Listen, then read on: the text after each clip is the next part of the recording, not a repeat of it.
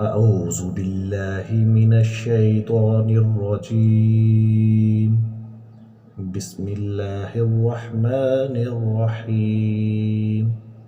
میں اللہ تعالیٰ کی پناہ مانگتا ہوں شیطان مردود سے۔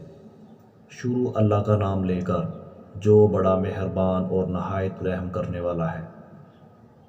مجھے اپنی اور ساری دنیا کے لوگوں کی اصلاح کی کوشش کرنی ہے انشاءاللہ عز و جل۔